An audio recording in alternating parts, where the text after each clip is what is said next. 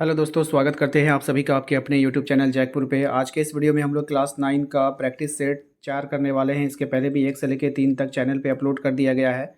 और social science का ये प्रैक्टिस सेट है जिसका एग्ज़ाम आप लोगों का 19 अक्टूबर को होने जा रहा है।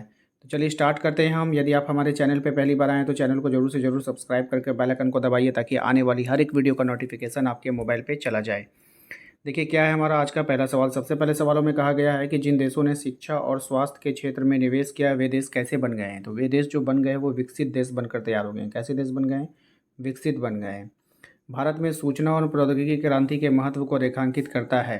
तो भारत में सूचना और प्रौद्योगिकी को रेखांकित को कौन रेखांकित करेगा? तो मानव पूंजी। कौन करेगा? मानव पूंजी करेगा। याद रखिएगा, भारत में प्रौद्योगिकी की क्रांति को कौन रेखांकित करेगा? तो मानव पूंजी। क्वेश्चन नंबर 3 पे आइए। क्वेश्चन नंबर 3 में है मानव संसाधन किसे कहा गया है। तो मानव संसाधन जो कहा जाता है वो किसको कहा जाता है? तो वो जनसंख्या को कहा जाता है। ऑप्शन नंबर 1 हमारा यहाँ पे राइट आंसर होगा।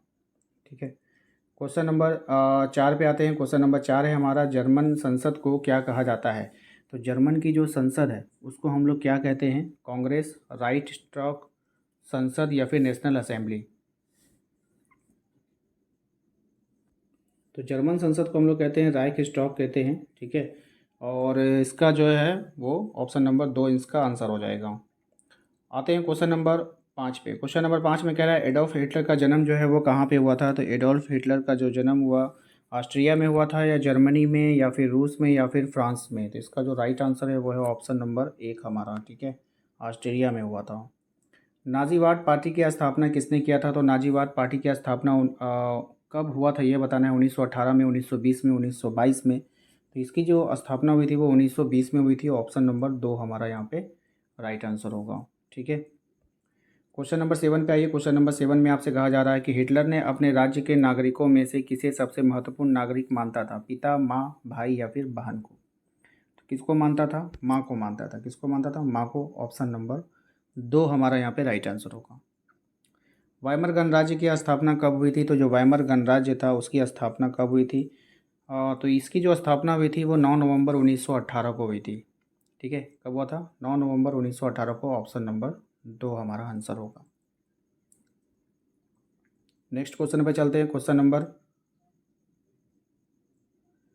ठीक है, क्वेश्चन नंबर 9 पे आते हैं। कौन सी नदी यमुना कौन सी नदी नेपाल में हिमालय से निकलती है। ठीक है, कौन सी नदी जो है वो नेपाल में हिमालय से निकलेगी? गंगा, यमुना, कोसी या फिर तापी। राइट आंसर इसका यहाँ पर, तो कोसी नदी यहाँ पर जो है राइट आंसर हो जाएगा, नेपाल में निकलती है। ठीक है, अगला सवाल है हमारा, गंगा नदी के उद्गम स्थल को किस नाम से पुकारा जाता है। तो गंगा नदी का जो उद्गम स्थल है ये बताना है आपको, किसको किस नाम से पुकारते हैं। गंगोत्री, हिमानी, मुल्ताई, यमुनोत्री या फिर इनमें से कोई नहीं। तो राइट आंसर है इसका ऑप्शन नंबर 1 गंगोत्री। ठीक है, क्वेश्चन नंबर 11 पे आइए। कह रहा है मध्य प्रदेश के बैतूल जिले से उत्पन्न होकर पश्चिम की ओर बहने वाली नदी कौन है। तो मध्य प्रदेश के बैतूल जिले से उत्पन्न होकर पश्चिम की ओर बहने वाली जो नदी है वो है हमारा तापी नदी। कौन सी नदी है? तापी नदी। ऑप्शन नंबर 3 हो जाएगा। अगला सवाल है हमारा, पृथ्वी के कितने भाग पानी से ढका हुआ है। 75%, 74%, 71% या फिर 72%। तो राइट आंसर हो जाएगा 71%। Option number 3। क्वेश्चन नंबर 13 पे आइए। जिन नदियों में पूरा वर्ष जल का प्रवाह रहता है उसे क्या कहते हैं। 12मासी नदी, 6मासी नदी, दोनों नदी, यानी कि जब पूरे वर्ष रहेगा तो 12 महीना यानी 12मासी। ठीक है, ऑप्शन नंबर 1। संसार का सबसे बड़ा डेल्टा कौन है। जैन, सुंदरवन, प्रियम या तो हो जाएगा सुंदरवन का डेल्टा। व्यास कुंड से उत्पन्न होने वाली नदी कौन सी है। गंगा, यमुना, तापी या फिर व्यास।